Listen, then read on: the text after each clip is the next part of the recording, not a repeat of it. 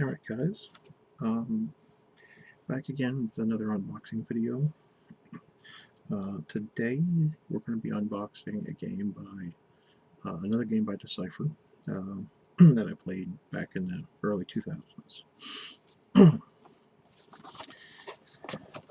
Game is called Dot Hack Enemy. So at the time it was sort of a futuristic game where players logged onto a server and now they're trapped. So I guess similar to what you'd see in Sword Art Online. So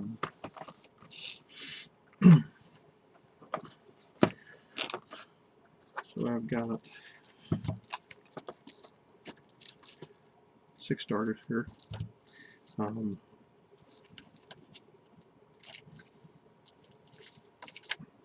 2 starters from Isolation, 2 starters from Contagion, which was the first set, and 2 starters from Distortion, which was set 2. Isolation was set 4. Unfortunately, as much as I would like to open starters from set 3, those are very hard to come by. I remember being set 3 was the last set that I played full time.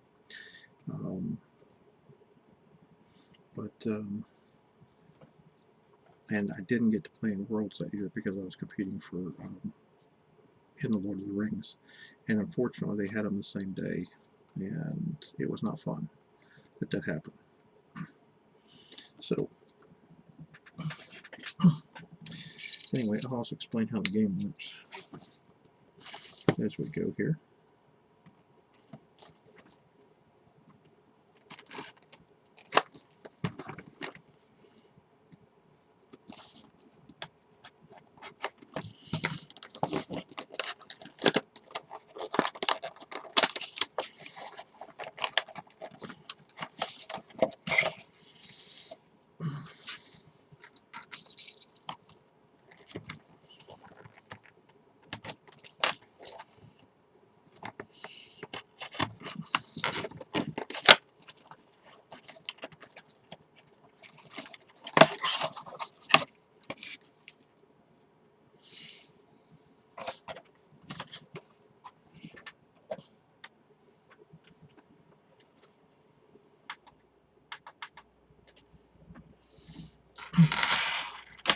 Alright, so I'll start with these two. So you have your rule book. Of course, they always did surveys, and then a playmat.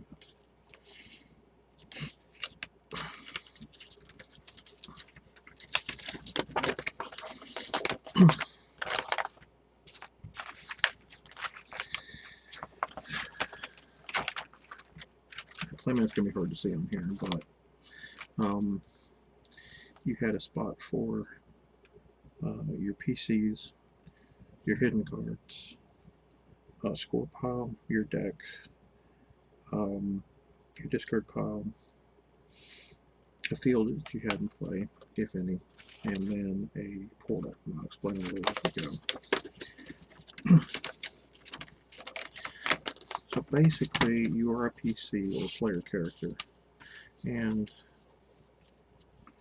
you're trying to fight out of the craziness that's going on.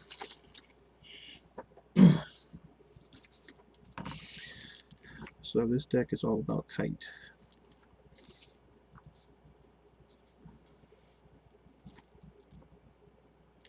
Probably gonna have to take that off for you to read it.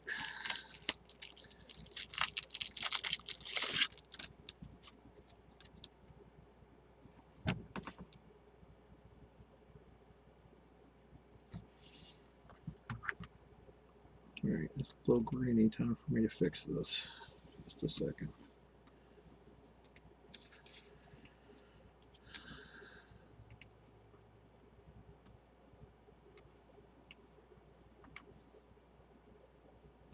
Yep, that's what I thought. Let's see, turn off autofocus.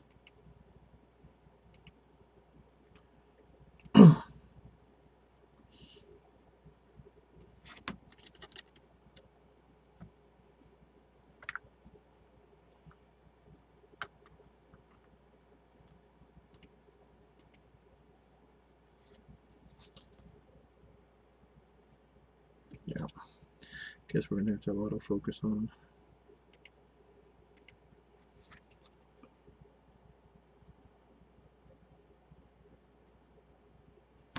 Sure ain't working.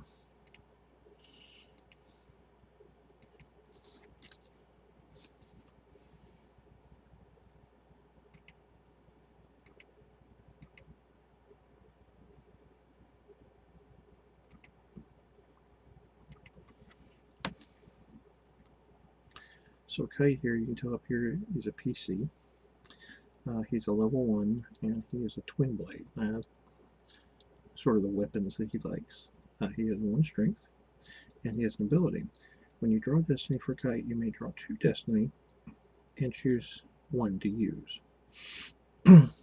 So the Decipher, a lot of their games had a Destiny number, and it was in the upper one corner or the other. And for certain effects, this was sort of their randomizer.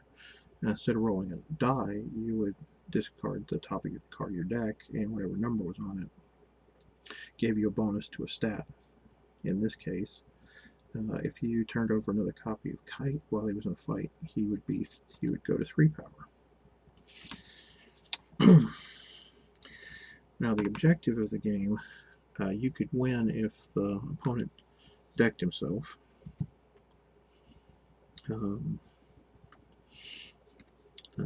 But typically what you'd want to do is you want to play monsters, and you'll notice M for monster in the corner. There's a little shape under it. This tells you how many points they're worth. So if you win a fight with this monster, you get to score him, and that goes in your score pile. Once you have a total score of 7, you win the game. Of course, he's a monster. He's a goblin. He's 4 strength, and then there is a element in the bottom right-hand corner.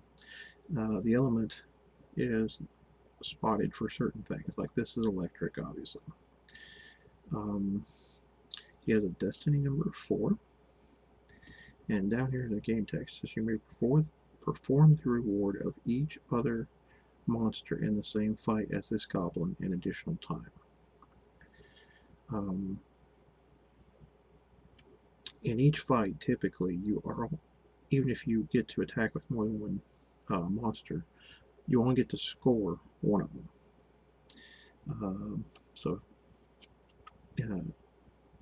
He's got a play cost of sacrificing a goblin, and himself, he has no reward.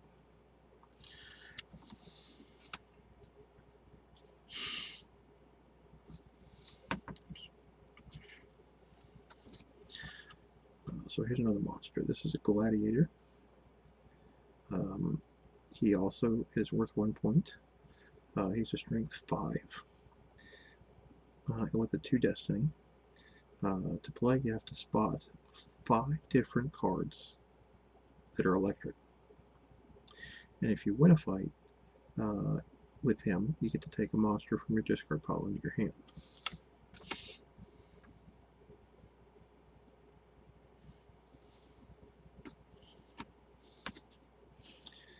And this is me here. Also worth 1 point, 3 strength item, 4 destiny. On your turn, when the idol attacks, a monster in your portal may attack, and is strength +2. So he lets you pull cards out of your portal. To play, you have to spot 3 of your PCs. And he didn't have any reward. Alright, so there's other actions. There's beyond monsters and PCs, there are also action cards. So this is Databug. You have to spot a wood element. It has a 4 for a destiny number. And the monster your monster must be about to be destroyed. Place that monster in your portal instead of destroying it.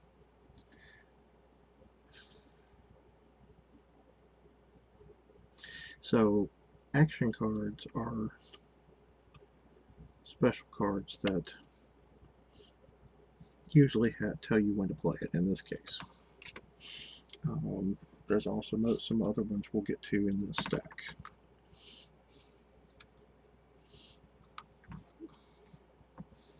So we got Goblin Wizard. He's of the fire element, and he wins. You get to draw a card. You have Hobgoblin. He has 1 destiny, 2 strength. He is of the earth element. He is storable, so you can store him in your portal. And he may attack when a goblin attacks. And then his reward is play a storable goblin from your discard pile to your portal.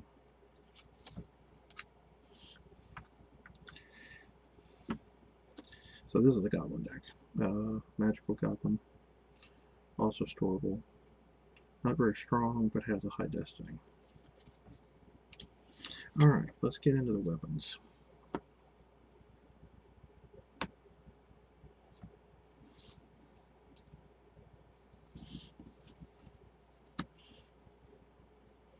So, there are items in this game that allow you to get your PC stronger. This happens to be a weapon.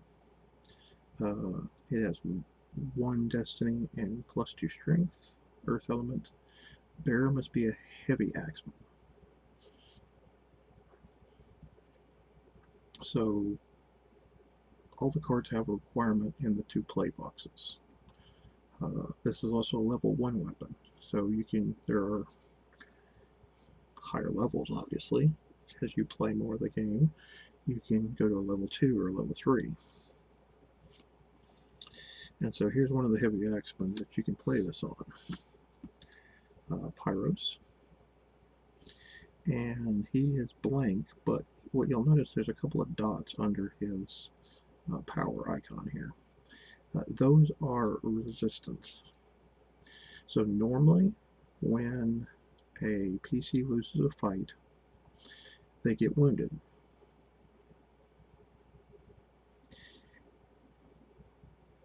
If they lose a fight a second time, they are destroyed. If they lose a fight a second time while wounded, they are destroyed. So what these resistant knobs do is they can lose a fight by this much and not take a wound.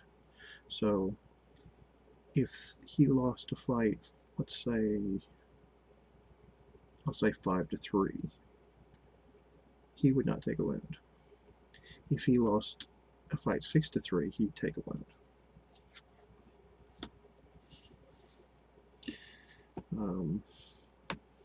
Alpha Ichigoro is a long arm. He uses obviously different types of weapons. When he wins a fight, you can place a card from your discard pile on top of your deck. So you can find a way to have him win a fight and then stack a card from your discard pile on top of your deck to help win a second fight. Kind of important. Or you can, if it's the last one of your turn, you can draw it. Meta Goblin. This one's quite strong, but he does cost you have to sack a goblin to play him. If he wins a fight, you destroy an item.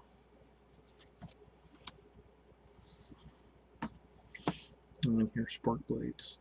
Bear must bleed Twin Blade, 4 destiny, and 1 power.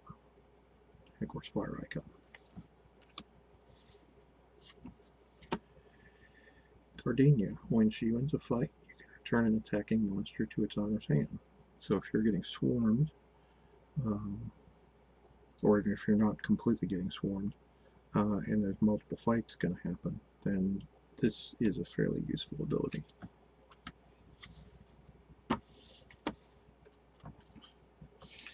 So you kind of get the gist of how the game works just by what's here.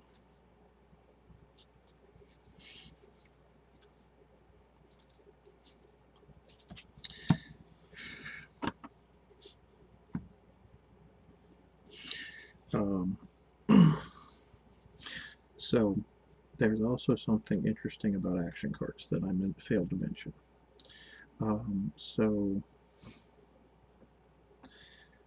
Besides having an element and a destiny, and the to-play text, it says your twin blade must be in a fight.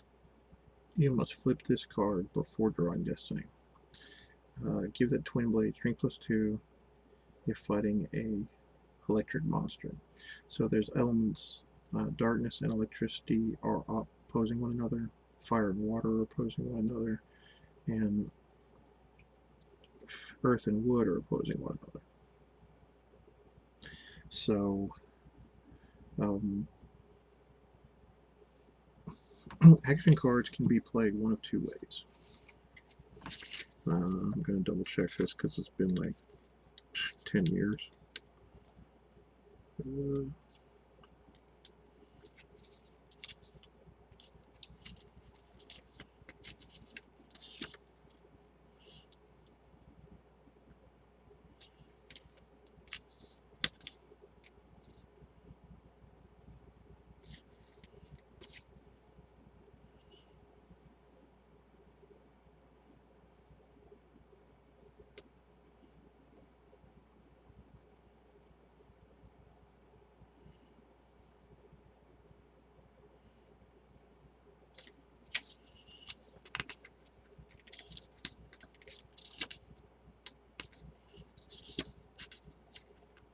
Okay, that's what I thought. So action cards have to be played as a hidden card, face down on the table.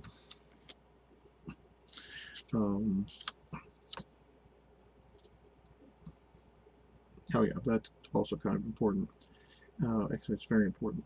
So each turn, a player gets to draw up until they have 5 cards in hand at the start of their turn. And they're starting in max hand size is 5. And on their turn, they get to play 1 card. And then the turn passes the opponent.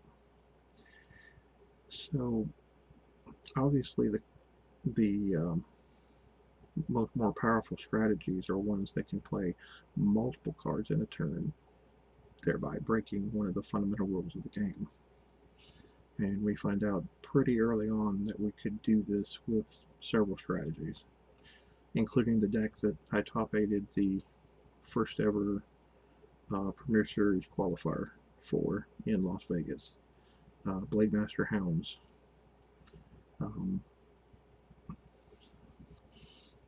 That deck was pretty nuts. So anyway, these have to be face down and in play, and when you're attacked, you have the when you get attacked, because players can store monsters in their portal. A player can play a minion that can pull out multiple monsters out of your portal, like the goblins, or this guy.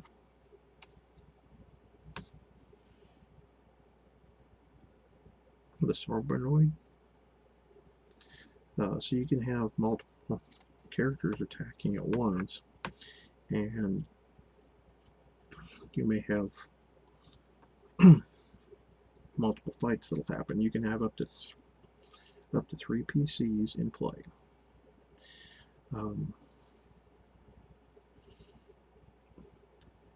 So if this card's face down and in play, let's see, who is this for? Twin Blade. And you've got Kite out, and let's say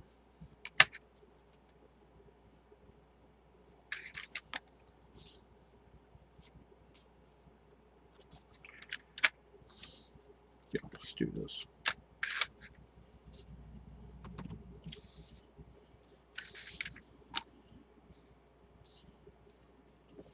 See if I can make this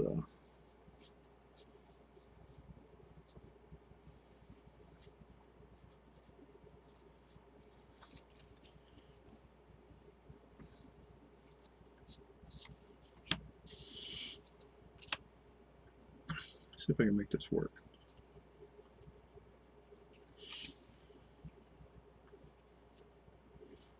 Yep, I'll just use the stair. So let's say you play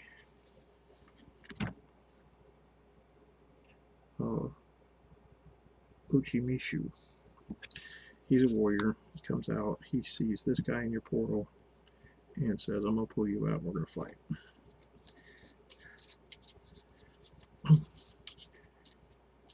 Kite's back here. He's got 1 power, +1 for the spark blades.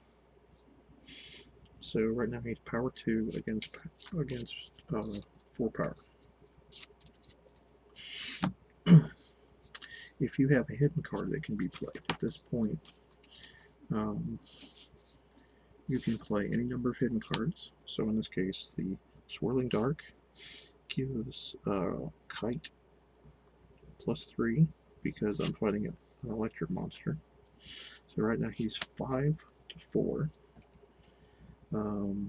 Both players would draw Destiny, so obviously Kite's going to take the higher of the 2 numbers, and then they're going to draw for Destiny. So 3, 4, 5, 6, 2, 1, 2, 3, 4, 5, 6, 7. So Kite wins the fight. So these cards are very important as well, because it can give you a quick advantage.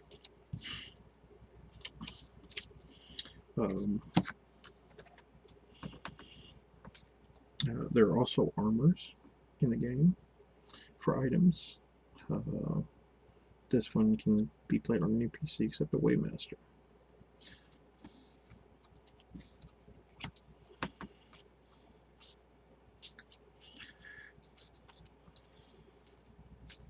So it's a fairly simple game to play.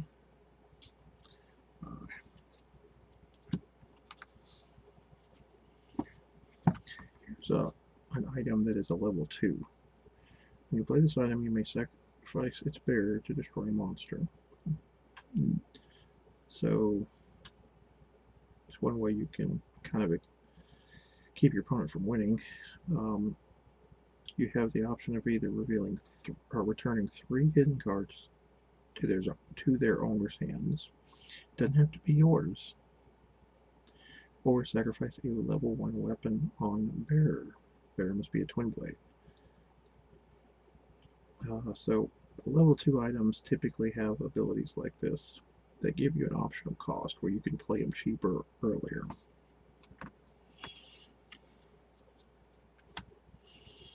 Yeah, there's another one. Water God Axe. When you play this, you may look at your opponent's hand. Oh, his hidden cards and place one of them on top of his deck.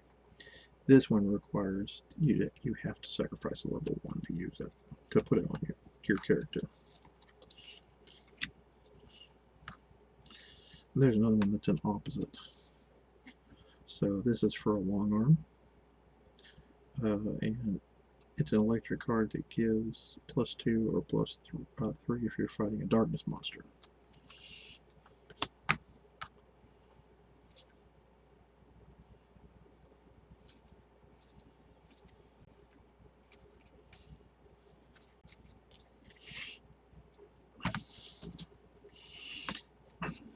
So you can see that it's fairly interesting, but it's also fairly, the constructed decks are fairly good actually.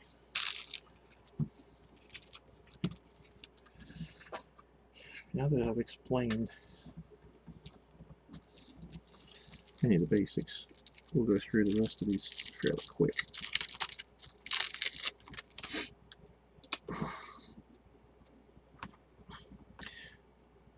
Black Rose. When you draw Destiny for Black Rose, you may take the Destiny card into hand.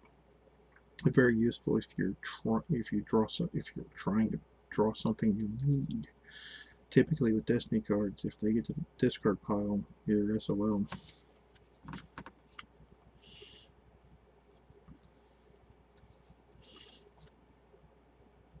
So most cards have an element that you can see here, this Phantom Wing is colorless. It has no element. But it does have a requirement. You have to spot 3 different elements. Many of the ones that don't have an element of some sort have this text.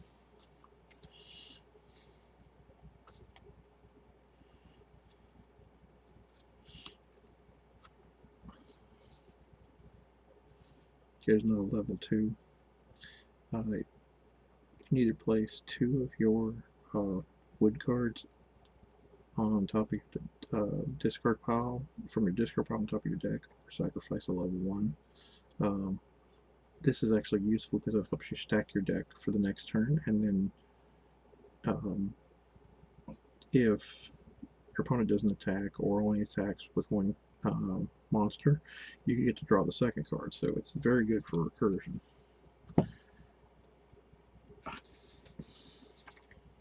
Make sure I've got that correct. I'm almost certain that it is wood as far as the element, but I would not be shocked if I was wrong. Yep. It was wood. Noble Cloak. When you play this item, you may exchange a card in your hand for one of your hidden cards. So I think you're required, if I remember correctly, to play a card. That you must play a card every turn.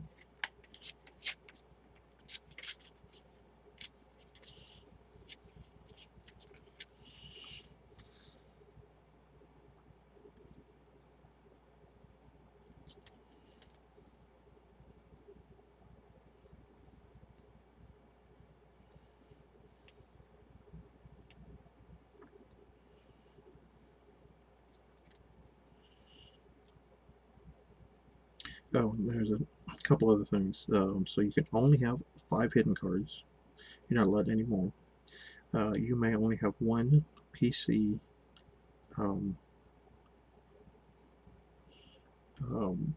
by name on your side, and you can only bear 1 of each item subtype. So 1 armor, 1 weapon, etc. That's kind of normal.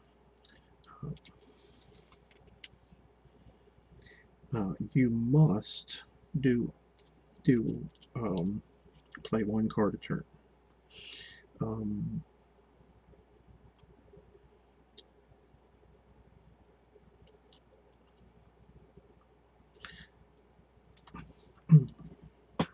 So this is useful if you get in a spot you can't play a card.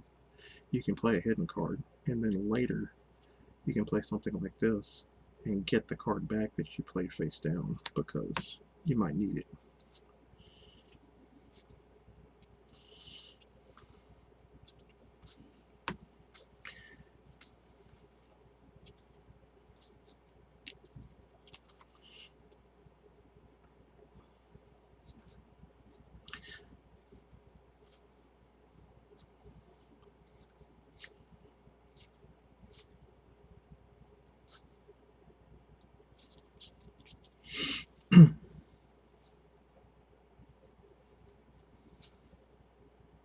So in the game you have several different classifications. So we saw Twin Blade, Long Arm, and Heavy Axeman in the last deck. This one has Blade Masters.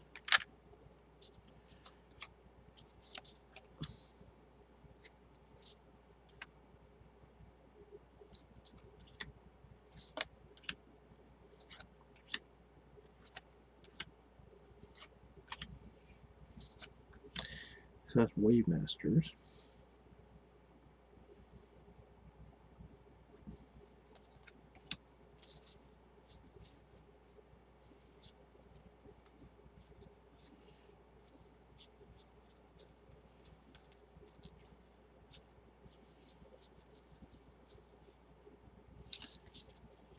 Heavy Blades.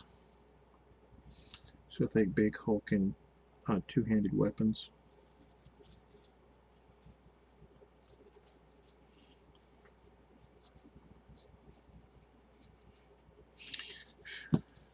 And then they also have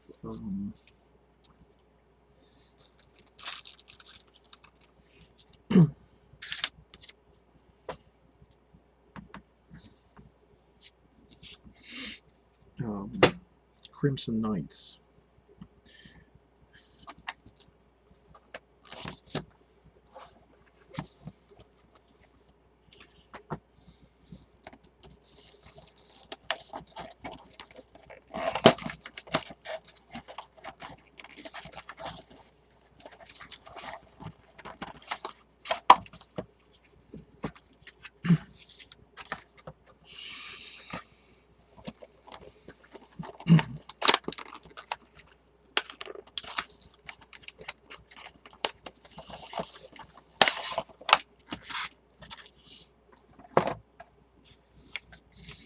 Distortion rulebook.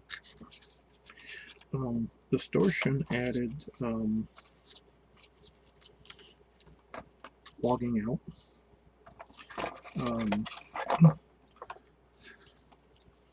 Logging out essentially made the PC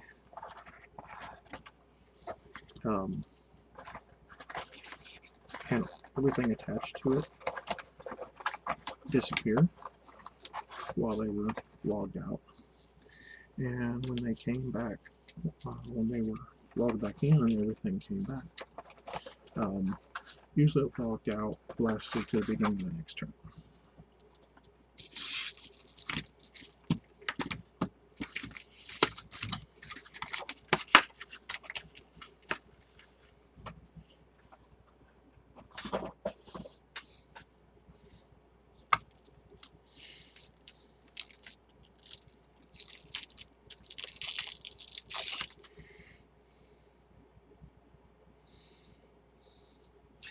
So this one we have Terajima Ryoku, the Heavy Axeman.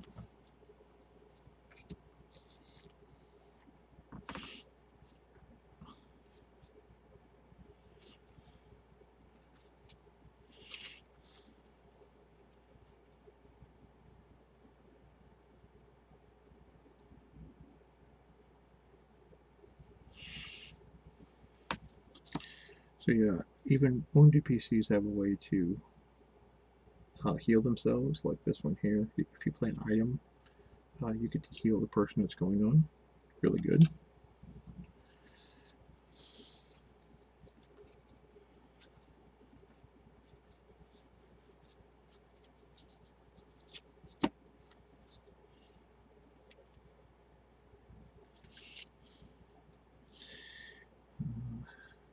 Moonstone, you get to take a shot in the dark. If you don't draw a destiny high enough, you can take a second chance if you're willing to take that chance of him dying.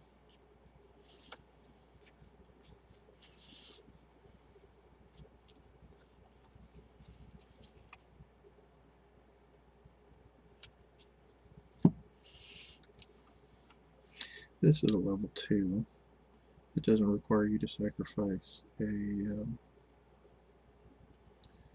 level 1, but it does allow your opponent to play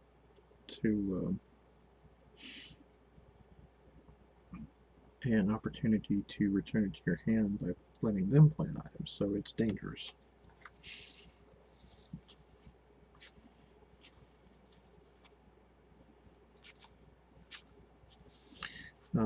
One thing you'll notice in all of these like starter decks, they're giving you a mix of character types. There's a non-foil Kite. They're giving you a mix of character types and monsters.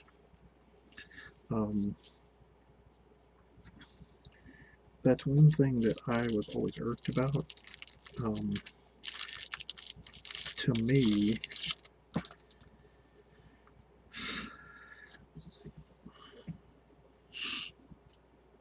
I always thought it was better to build a starter deck where you can pick it up and play with it out of the box. And so to me, it would have made more sense to do a complete theme like goblins for your monster sides and one classification of for your PCs, so that everything that you play could play on it. You wouldn't have to worry about, oh, I drew a weapon that doesn't go on this, which is bad feels. This is Sanjuro. He has a heavy blade, and he has strength +2 while fighting an opposing element. So how do you, these guys don't have an element. How do you tell that it's an opposing element? So every card that's attached to Sanjuro would count. So if he has a weapon on him that's a fire weapon, then if he's fighting a water monster, then he gets the bonus.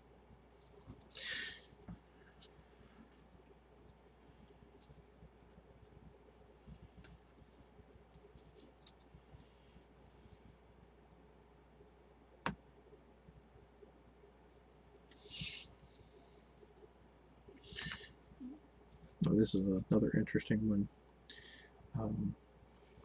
Machino is +2 strength while fighting multiple monsters.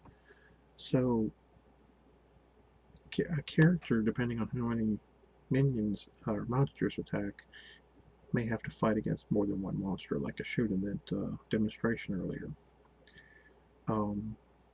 Typically, the player who's being attacked gets to assign the first monster to each fight, and then the attacker, if there are any monsters left, gets to assign each other monster to a fight. So you can really gang up and mess somebody's board presence up. Also, you have an interesting choice. You can choose to let a character go through, and basically he goes through unopposed.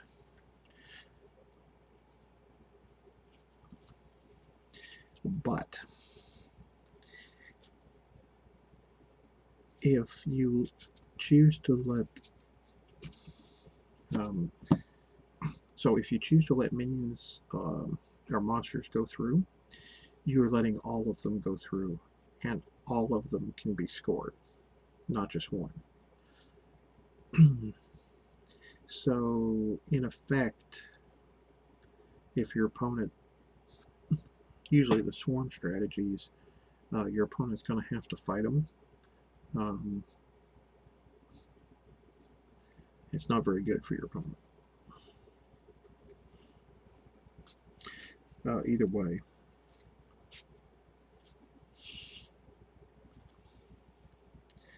One of the balancing mechanics, obviously, of the game is they can give a powerful card a low destiny,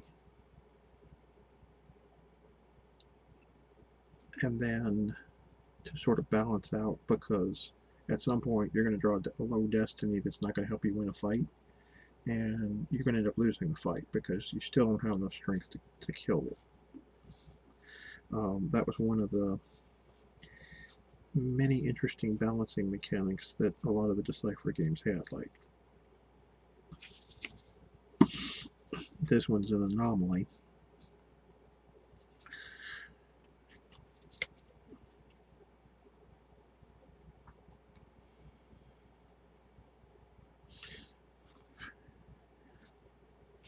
But starting with the second set, they started having more alternate play costs and more drawbacks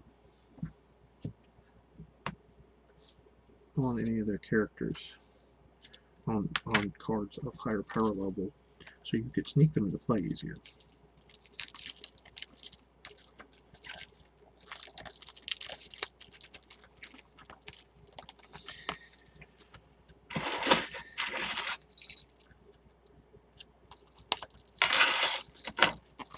In set 3,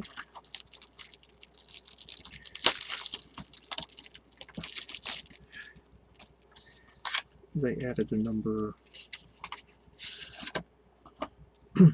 of additional. They added level 2 characters. So this is actually set 4, so you're going to see a level 2 Gardenia here. So she's more powerful. But to play,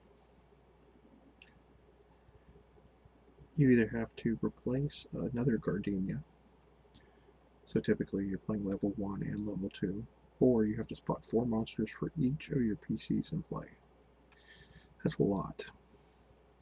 But if she's your first play, then spotting it. You don't have to. You won't have a PC in play. You won't have any. You spot 0 PCs, so you can spot 0 monsters.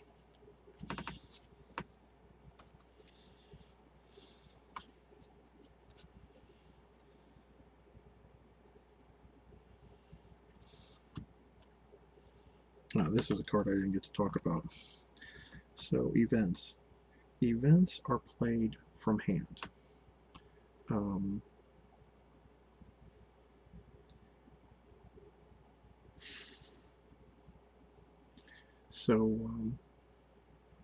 Actions are only played from hidden cards. Events are played from hand.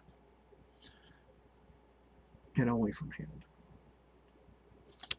That was a little confusing, I won't lie.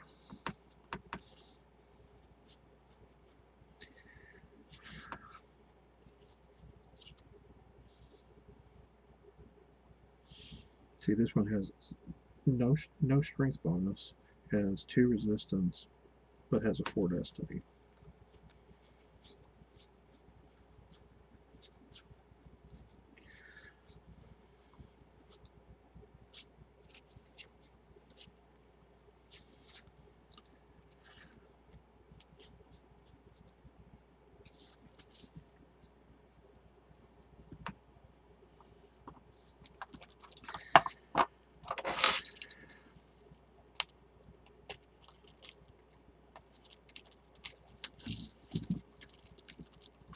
Alright, so this is going to be the last one for the night.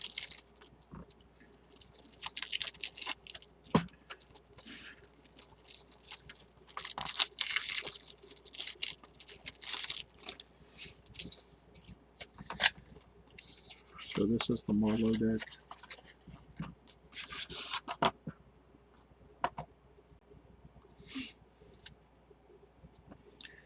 Marlowe 2.0, Blade Master.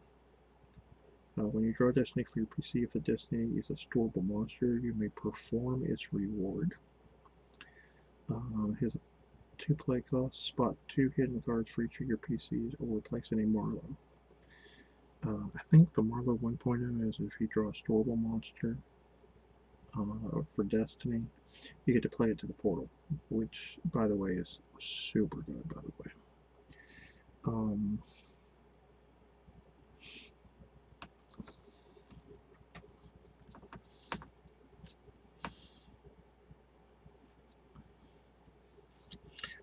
Fields.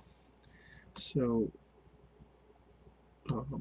fields, they're going to be 1 field in play for each player. When a new field is played, the old field is discarded. It falls under the idea of stadium cards and Pokemon, or terrain cards in Legend of the 5 Rings TCG, where they can only be 1 in play, and it affects both players.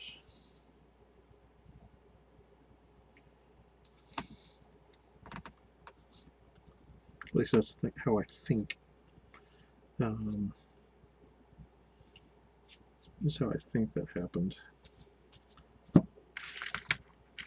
been so long. I could have swore it's one total.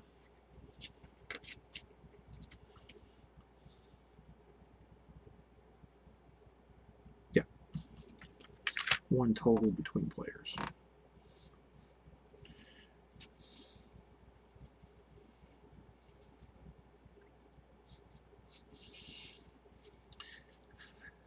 Most of the art and the graphics were some of these were taken from the series, some of these were taken straight from the video game. That saved Decipher a lot of costs there. The biggest problem was, if I remember correctly, was after the initial push, I think the game was selling fine, but the company that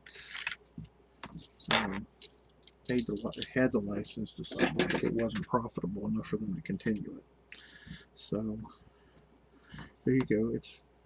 Game's fairly cheap, except for if you're trying to find set 3. I forget what set 3 is. No surprise.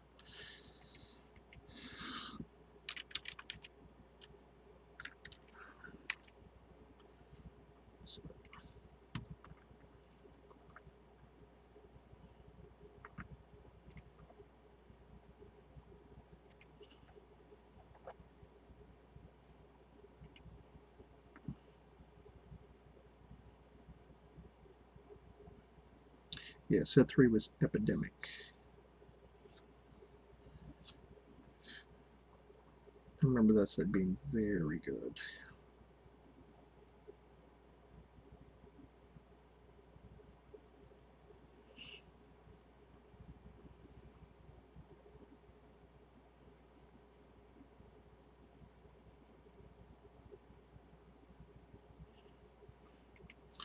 Yeah.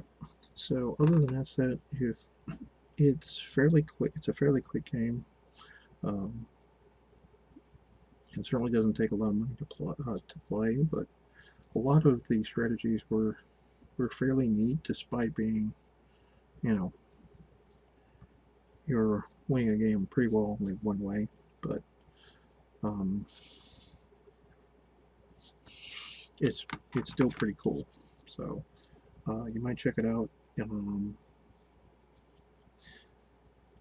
Guys, have a good night. We'll see you next time.